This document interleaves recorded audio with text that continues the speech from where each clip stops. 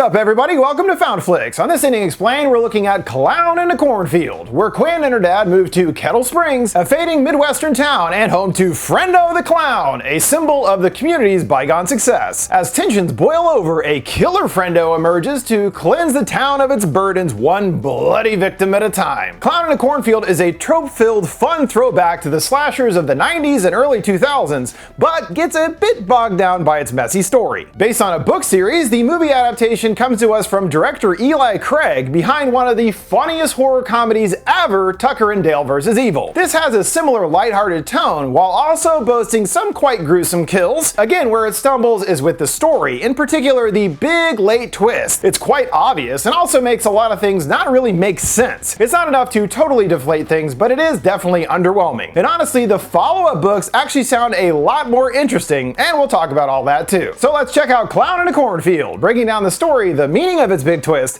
as well as explaining the ending that leaves more than a few threads wide open for future installments. Footsteps crunch amongst a not exactly great looking cornfield. Back in 1991, a bunch of kids are hanging out a barn, aka the Baypen house. The frivolity takes a turn when a jack-in-the-box appears next to a kid. They start cranking it, and a little clown guy pops out with a giggle. Jessica entices some guy to follow her out into the cornfield. He wants to blast a J, but is soon to change his mind when she removes her top. Boobies. He drools after her into the thick fields, and she disappears into the high stalks. He's stopped by a strange sight, an oversized footprint matching a clown's large shoes. The search continues, but the guy can't see anything beyond the corn. Jessica startles him with a hand on the shoulder and spits blood right into his face. She sputters to run and falls over dead. Tyler doesn't get a moment to register what's even happening before seeing something rushing right towards him. He freaks and runs right into a scarecrow. There's a moment of silence before a pair of big squeaking shoes stroll up. The killer clown coldly guts him right through with a pitchfork, lifting him high into the air. We then jump forward to present day, where Quinn and her 80s hip-hop loving dad are moving to Kettle Springs, Missouri, the same town from the opening. It's obvious that Quinn is less than thrilled to move to this small burg, taking in the quite slow-looking downtown. And there's a sign mentioning the upcoming 100th annual Founders Day Parade Festival. They arrive at their new home, and it's not exactly the most welcoming, looking beaten and run down. The hits continue as they step inside, and there's an overwhelming smell. Even worse, Quinn checks her phone and no cell signal. Oh boy. Dad excuses that he hasn't got it set up yet. Some flies lead them from the conversation, emanating from the fireplace. Quinn grabs a poker and the smell is overwhelming. She prods at the hole and a rotten raccoon is let loose. Welcome home, yeah? The view isn't terribly inspiring either. A vast field with a derelict Baypen factory off in the distance. Quinn gets her room together, and amongst a collage of photos is her and what must be her mom. We don't know what happened yet, but you already know the deal. She's gotta be dead, you know, come on. Her dad is struggling with this, finding him dripping coffee upon himself. Quinn warmly wishes him good morning, and he just kinda stands there for a moment in a daze. He wipes away tears, assuring her that he's fine. Showing that she's been parentified in some ways, she comforts him that they are gonna be okay. Are you sure, he asks. It's her first day at a new school, and he offers to take her. She rolls her eyes. She's 17. She doesn't need a ride. She needs a car. He calls after to have a good day and make some new friends. Not a chance, she sings back. She opens the door to a local lunkhead standing there. It's her neighbor Rust, who welcomes him to the neighborhood and extends the courtesy of walking her to school. Quinn is a bit put off, but well, can't really turn him down. As they make their way through the streets, she has to know what they do for fun around here. Rust reveals it's pretty down home as expected. The hunting and fishing is quite good. Quinn appears disappointed, and he can tell. Shit, the look on your face. He promises not everyone is a redneck here though. The key is to not care what people think. Right on cue, some other dudes roll up in a car. Unlike some people, he gestures. Before they go their separate ways, Rust urges her again to be careful who you hang out with. There's some real weirdos around here. She laughs it off. Oh yeah, I'll keep an eye out for him. Mr. Vern is leading a class, and Quinn runs in late. He rambles about how they are soon to all graduate. And you know what happens on every Monday of every week after that? You go to work, and it's not easy or fun. Adulthood. Hooray! A girl, Janet, is taping the whole thing on her phone. Vern pulls down the projector screen, revealing a Photoshop of his face onto a ripped dude's body. Vern is flustered and tries to find who is responsible. No one answers, and he punishes them all by giving them their test now. Janet points out that's not fair for Quinn. She just got here. Come on. She pipes up, pointing out that she wasn't even really late. They actually put the wrong class number on her thing or whatever. Vern isn't having it and gives her detention for speaking up. Another kid tries to speak up for her and gets detention as well. He hands out the test chest and the kids begin giggling. The prank continues, seeing it's actually his dating profile, they say. He snatches the copies away, growling if one leaves the room, everyone's gonna get suspended. Several other kids do get detention along with Quinn, and she meets a new crew of pals. Janet is unbothered, watching back the prank video online. It's already got 3,000 views. Quinn doesn't get it. What did she do anyway? They chalk it all up to him just being a bitter old man. He hates them, so they hate him back. That's only fair. She formally meets the group, and in particular, one dude, Cole, that catches her eye. He asks how she likes it here so far, and Quinn groans that it feels like being stuck in the 90s. Janet tells her that's a real problem here for anyone over 30,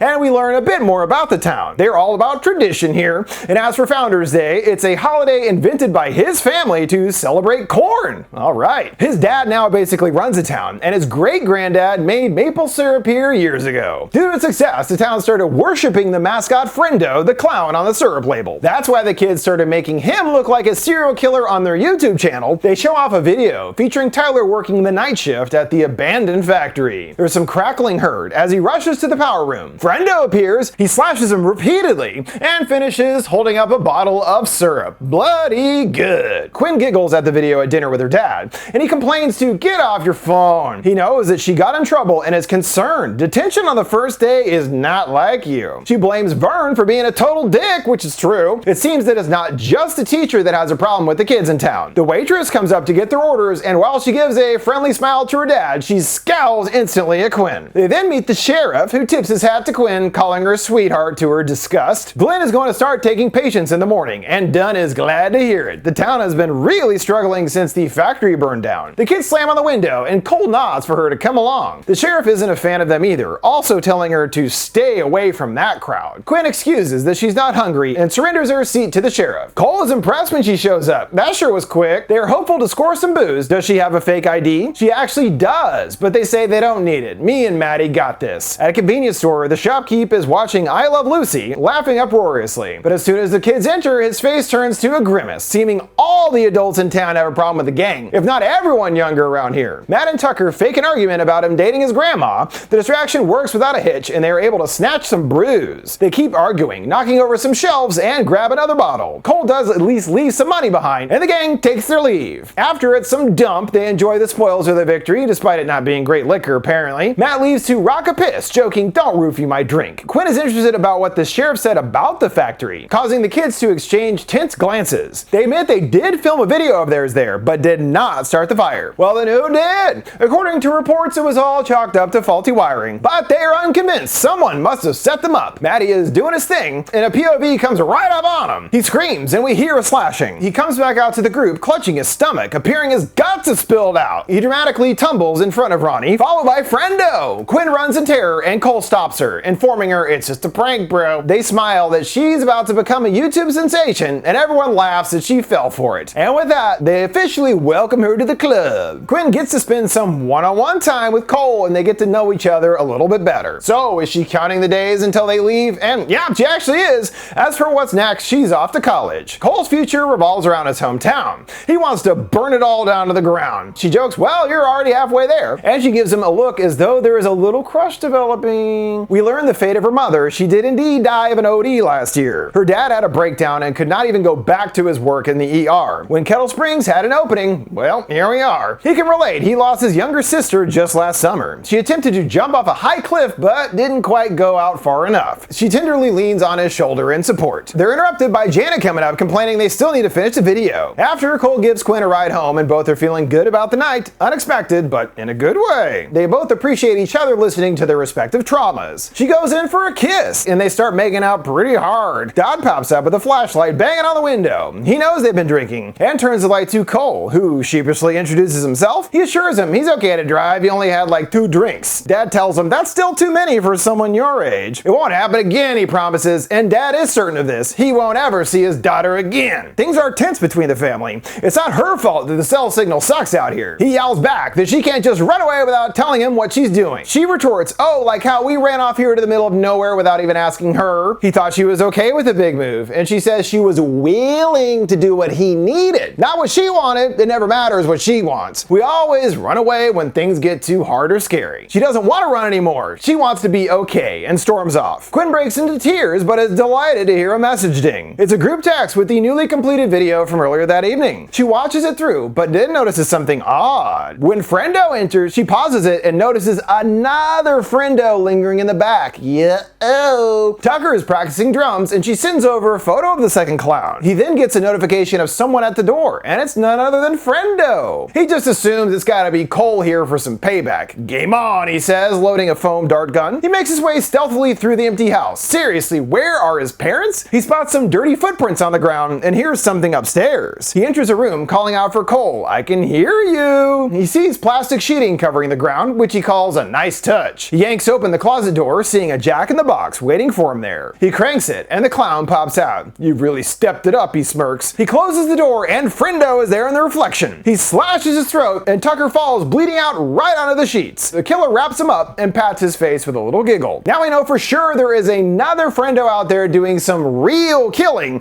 harkening back to the opening in 91. Is he back or is it someone else? The next day we meet Cole's parents, and remember his dad Arthur is the mayor. He says he's off to the Founders Day parade, and Arthur refuses to allow him after getting detention. He defends that he didn't do anything, Vern just hates him. Arthur brings up that after the factory closed, Vern's brother nearly lost his life, which Cole did not know, but that's not his fault. His dad is incensed. Not your fault? You gotta take some responsibility, boy. His mom steps in. It wasn't anyone's fault, really, and sends him on his way to have some fun. At the parade, Arthur welcomes everyone to the Centennial Founders Day celebration. 100, he stresses. He continues that we're here to celebrate the things that bring us together, that keep us together, like tradition, hard work, and good old small town values, leading to cheers from the crowd. The parade kicks off on a strong note, featuring the Queen of Corn, I guess. It's followed by another big one with a massive statue of Friendo, everyone excited to see him. The gang meet up and try to figure out the identity of the mystery Friendo from the video. They consider it might be Rust. He used to be close with Cole. Quinn can actually see that, and he does seem a little bit off. Cole shows up and there's still no sign of Tucker. I guess his parents didn't report him missing, no report to the police or anything? That's strange. Who cares, Janet says. She wants to make another video and tasks everyone with angles to cover. Cole invites Quinn to a big party after the parade. What's the chance her dad will let her come? Less than 0. But he's undeterred, telling her he'll see her at 10. A Friendo in a Speedo joins the fun, juggling cartoon-looking bombs. The cops attempt to wrangle him, and he tosses a bomb, setting a fire on a float. It snaps a line, sending Friendo free. Its head pops off and rolls right into the crowd. Arthur is pissed, wanting to know who's responsible. They bump into the sheriff, and he places them all under arrest, convinced they must have done it. Quinn is baffled. They can't hold him without any charges, right? But Cole tells her with a shrug, that's just how the law works around these parts. Quinn knows she's in big trouble with her dad. I'm dead. An older man agrees. You're all dead. You never fuck with Friendo. Really there behind bars too long, but Quinn still has to face the wrath of her pissed off papa. Also worth noting, none of the other kids' parents are here. Guess they really don't give a crap. He's annoyed as he told her to stay away from them, and according to the sheriff, they burned the factory down. She defends that Cole is a good guy, and he isn't buying it. You've known this kid 2 days and you're already in jail. She blames all the a-holes around here. There's something off with those old folks in particular. He's sick of it. It's always someone else's fault, and tells her she needs to be responsible for her actions, mirroring what Arthur told Cole a minute ago. They come to a car, and it was supposed to be a surprise for her. She curses herself, but wait, she doesn't know how to drive stick. Well, he was supposed to teach her, a bonding moment, you know, but fat chance for that now. Maddie is pumping some iron in the garage, and I'm no expert, but that doesn't look like the best form. He fetches a brewski from a cooler and gulps it down. When turning back, there's a box waiting for him. He also assumes it's a joke, shouting out for Tucker. He starts cranking it, but then stops before completing and tosses it in the trash. He returns to working out, telling Tuck to check out his moves. Matt strains to do another rep, and Frendo's gloved hands grab at the bar. Still thinking it's his friend, he grunts to take it. Friendo instead puts a hacksaw on the other side of the bar and starts pushing down with his full weight, cackling insanely. He forces the weight down, and the saw lops his head clean off, dunking into a cooler. Later at home, Quinn is resigned to staying in, until she gets a text from Cole asking if she's coming to the party or not. She tells him there's no way that's gonna happen, but he's right outside, he teases. She tiptoes down the creaky stairs, seeing her dad passed out. With Cole, she can't believe she's actually doing this. Her dad is gonna kill her. Cole argues, well, he's not gonna find out. And hey, at least he's trying to be responsible. They have a sober ride home, so no drinking and driving at least. Disobeying responsibly, you know. He hands her a genuine Friendo jack-in-the-box. That's what he wanted to show her. Turns out he's got tons of merch over the years, like the Friendo costume that they use for the videos.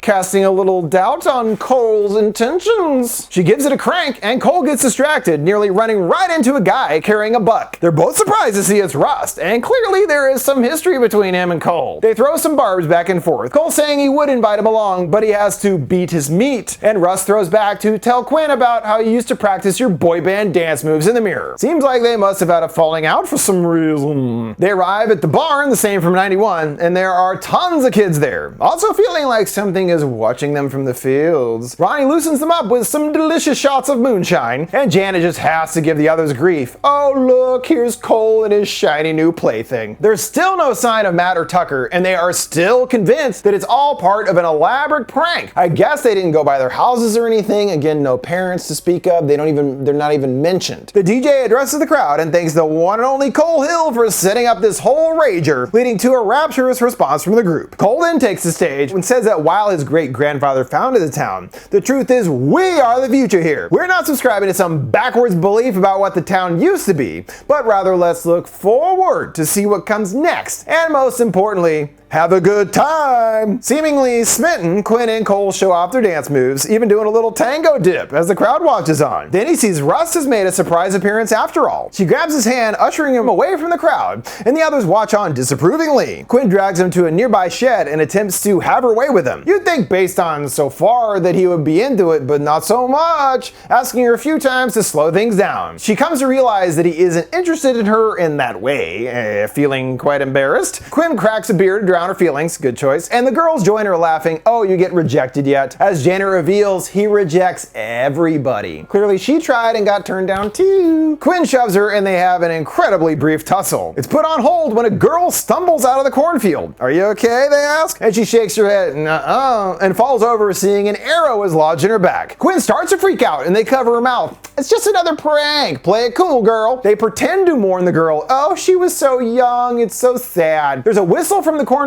and someone tosses out a Frendo mask. Janet grabs it and finds Matt's head within. They still think it's fake, impressed that they must have made a plaster mold of his head. Sure, they have an entire special effects warehouse in their garage. She tells Ronnie to think fast and tosses the head at her, spilling blood all over the place. They keep goofing around with the nugget and Quinn snaps him out of it. She can't find the girl's pulse. She is definitely dead for real. They shriek at this and drop the head, backing away. Friendo steps out from the stalks, wielding a massive crossbow. They make a run for it and Janet trips over a trash can. Quinn runs back to save her, using the lid as a shield. They get to her feet and just as they reach the barn doors, the others lock them out. Dicks. Friendo shoots another arrow, just missing their heads. They run around the back, stumbling into Russ with a shotgun. He shouts to duck and blows the Friendo away. They debate what to do now, and the options are pretty limited, learning from Russ that Friendo has disabled all the cars. Well, maybe they can at least find out who's behind the killings, tasking Quinn to remove the mask. Just as she goes to do so, there's a chainsaw heard whirring. Another Friendo appears, followed by another and another. Soon there's a whole gaggle of them. That is a lot of Friendos, Quinn remarks, and now we know there is something much bigger going on here than just some random slasher dude. The clowns spring into action, going for the kids. Russ fires, blowing one's hand to bits. Another with a bat goes for Quinn, and she dodges his attacks. Cole arrives to lend a hand and whaps them away, allowing everyone to escape the horde. Meanwhile at home, Doc goes to check on his daughter and have a heart-to-heart. He can't imagine what she's been going through lately. But the ruse is rumbled when he touches the pillows. He knows she's gone, grumbling, fucking teenagers. Now holed up in the botched makeout shed,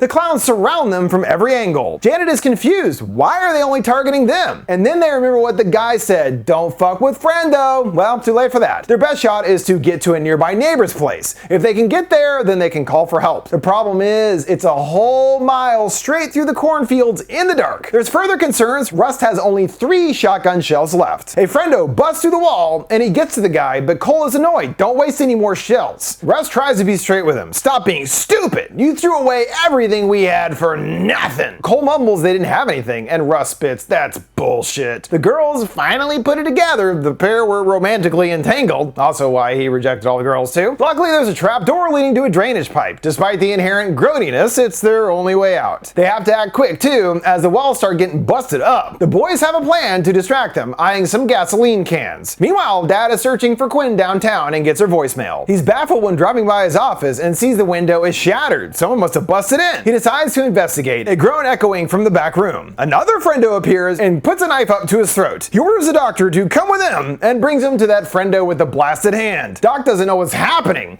and the clown makes it clear, save him or his daughter dies. Where is she? And Friendo grabs his head, bringing the knife back to his throat. He'll find out, but first there's work to do. At the shack, Russ pours out the gasoline and the girls crawl in the hole first. Cole wants to know he's sure about this, and Russ is confident. You know I love blowing shit up. Cole starts to apologize, and Russ hands over the shotgun, telling him to tell him later. He runs to the pipe, and Russ lights the can and cranks the engine, placing a brick to keep it going. The Friendos break down the door, and the lawnmower chock full of explosives buzzes towards them. They start to run just as it explodes, not taking any out, but slowing them down briefly at least. The explosion is substantial, and Cole assumes the worst, mourning for Rust. There's no time. They gotta make it to that neighbor's house. Glenn gets to work tending with the shrapnel and takes a chance to trick the other Friendo. He orders him to get him some more saline. He's gonna die otherwise. Friendo rummages through a cabinet, and Glenn takes a scalpel to get the other clown's walkie. Cole apologizes about tonight, and Quinn shrugs to not worry about it. Well, except for all the killer clowns. That was pretty lame. Ronnie is freaking. They're trapped in some 80s slasher movie in the corn.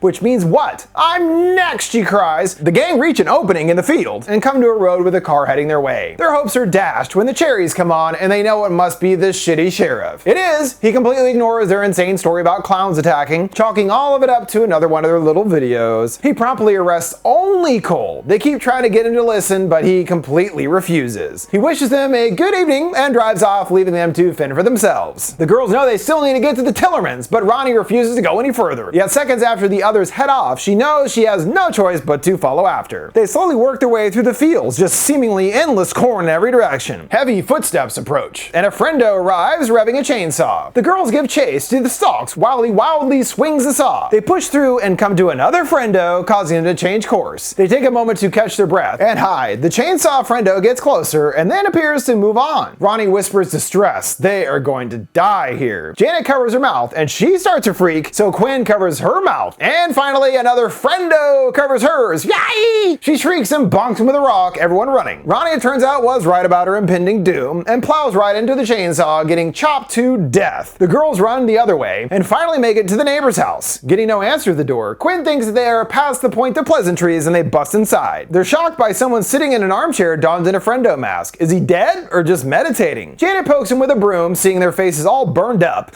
and she smiles in relief. He's dead. There's a ring of a rotary phone and they excitedly head upstairs. Quinn answers and the call disconnects. They want to call 911 but cannot figure out how to work the old dadgum phone. Come on, it's got the numbers right there. It's pretty self-explanatory. Yet they are defeated by the antique. There's bigger problems than an old phone. The girls noticing a classic crime bulletin board. First off, all their pictures are featured, knowing they were specifically targeted from the beginning. Not sure what that means for all the other kids that got killed, just collateral damage, I guess. It also illuminates previous Friendo murders. There's mention of hobo murders from the 1930s, and then another article showing the kids from 91. Someone has been planning and behind these various attacks over the decades. A jack-in-the-box starts tinkling, cranking on its own. Janet lifts it up and both jump when he pops out. Quinn understands now this is a trap. They gotta get out of here. Downstairs they find the clown guy isn't dead after all. He comes out with a pitchfork and goes right for Janet, brutally goring her through. Quinn shoves him back and Janet is concerned. Is it bad? Well, it's not good. Friendo gets to his feet and Quinn has no choice but to remove the fork and jams it into Friendo. Janet croaks wearily with her last breath. I hate you. The Friendo agrees and they both perish. Glenn is still working away and his Friendo is getting antsy. It's taking too long. He removes the monitor cable, making it appear he's flatlining. He shrieks for the others to grab the defibs. He starts to count and just about to say 3, stabs Friendo in the neck. Friendo tells him that was a bad idea. He tries to tell him to leave the knife in there, but he doesn't listen, causing him to quickly bleed out. He hears chatter on the radio about the girl is tougher than I thought, and another voice orders to bring her to the factory. Quinn did find some keys for an old truck, but wouldn't you know it, stick shift. She gets the engine started, but is halted by the perilous shifter. She curses her luck, hearing chainsaw Friendo coming out of the field and right towards her. She keeps stalling, and Friendos descend upon her from all sides. She covers her head, and another appears in the back seat, smashing the window and snatches her up. She comes to in the old factory, along with a gang of Friendos, and it's time for the big reveal. She shrieks, "Who are you?" And the fat one gets up in her face, removing his mask, seeing it's the sheriff. Now, shocker. The others remove their mask, and it's a shopkeep guy, the teacher Vern, and a lady, I think Cole's mom. Quinn gives him lip, and the sheriff shocks her with a cattle prod. She naturally wants to know why they're doing this, and the mayor joins them, because it's Founders Day tradition. Only when necessary, of course, he chuckles. chemicals. She's shocked to see Cole's dad, and Arthur growls that he's disowned him. Arthur leans in. Is Kettle Springs a good town filled with good people? And the crowd echoes in agreement. But keeping it that way all these years hasn't been easy. It takes vigilance, because every now and then we get ourselves a bad crap. Why am I doing this voice? He details how back in the 30s, the factory made the town, which was jeopardized by a train full of hobos that rolled into town that did not want to leave. So, had to kill them. Then in the 60s, some hippies started a commune selling dope to kids. So, had to kill them. Then in the 90s, you know how those kids were. They were burnouts, he dismisses. However, he thinks Quinn's generation is even worse. The worst of them all. A cancer, a scourge, he sneers. A blighted crop that needs to be culled. He drops a curtain revealing Cole with a noose around his neck, dangling precariously over a car. Quinn can't believe you do this to his own kid, but Arthur is adamant he's not after killing his sister, and then after burning down the factory, that was the last straw. Of course, he's wrong about everything, essentially hating his kid because he wouldn't listen to him.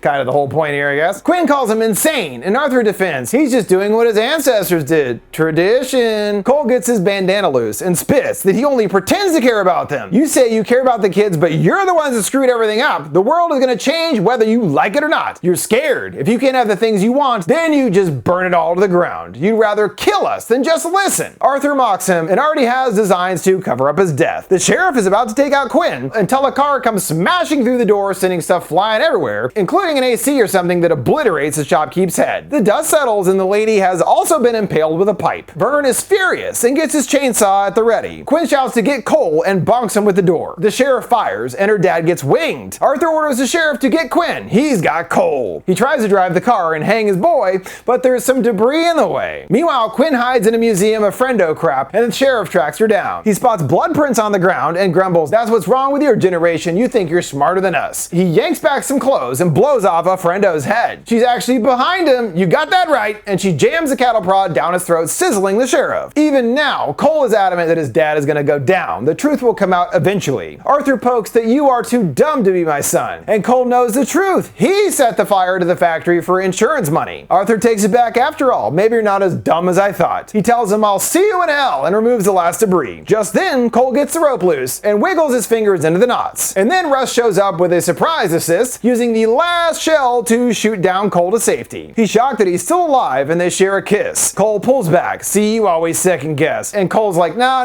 it's because you smell like burned flesh. Alright, that's fair. He's finally being open about his real feelings here. Quinn shows up, happy to see her dad is okay too. They find a bug outside with the keys within, but oh no, it's a stick shift. Dad keeps his cool and calmly instructs her on how to get it in gear. The final friendo, Mr. Vern, is not going quietly. They debate going another way, and Dad references that combo earlier. "We're not running this time, punch it!" She revs the engine and barrels right into Vern, splattering him all over the windshield. Well, they took care of all those killer clowns. No loose ends to worry about at all. Wait a minute, what the heck happened to Arthur? The first time I watched this, I was even more confused. Literally, like, he was on screen and then he just vanishes? Where'd he go? Importantly, he did escape, but it is super quick. So, well, no problem, not really solved at all. In spite of that, when we pick up sometime in the aftermath, the survivors all have attempted to move on. Glenn's yard is stacked with signs for his upcoming mayoral campaign, and Quinn is off to college, I guess. They don't specify. Her and her pops have a heartfelt goodbye. Cole and Rust roll up to say their goodbyes too. Rust has a gift for her, an extendable self-defense baton. Just like she wanted, Quinn smiles. They apologize to her dad, but there are some crazies out there. Don't worry, he gets it now. She gives him a big hug, advising to stay away from old people. Well, specifically, mean old clowns that will kill you. Good advice. Quinn hits the road, and now she's a master of the stick, barreling down the open road. Yet things are amiss. She looks in her back seat. Her eyes go wide. There's a jack-in-the-box there. She looks it over quizzically, and then tosses it out the window. It rattles onto the asphalt and pops up one last time, making us really wonder if this is the last we've seen of Friendo. Well, obviously not. There's already 2 more books after the first one, and at least 1 more on the way, so yeah, a lot more Friendo. I feel like the movie itself leaves things on an abrupt and unsatisfying note. It sort of ignores everything that happened. Sure, all of her friends are dead, and the threat is still out there, but let's move on, I guess. Who cares, right? It's funny too, because ultimately the parents' plan about tradition and all that is absolute bunk. The killings over all the years don't actually do anything. The factory failed and the town fell apart. That's it. It's not like they're feeding some corn demon or pumpkin head or something. Oh, we need 7 souls so our crop is good or something like that. No, it's completely meaningless, which again may be the point. The older generation wants to go back to the good old days. The problem is they don't exist anymore, no matter how many kids or hobos you kill. The other kind of weird element by the end is the whole town is behind the killings, or there's at least a secret society of these Friendo fanatics. Who are they though? They can't literally be the entire town though, right? It's kind of weird having these oblivious citizens and they're all just like, yeah, we love Friendo, and have no idea about the killers, I guess. Kind of confusing to me. It does sound like there is more development of that in the follow-up 2 books in the Cornfield series. It sounds like the cult itself is also a much bigger thing than in just Kettle Springs. And Arthur does make a return as suspected. And a whole new string of killings commences with Glenn now as mayor. Hopefully they'll be able to make adaptations of the rest of the books because they actually sound even better than the first one.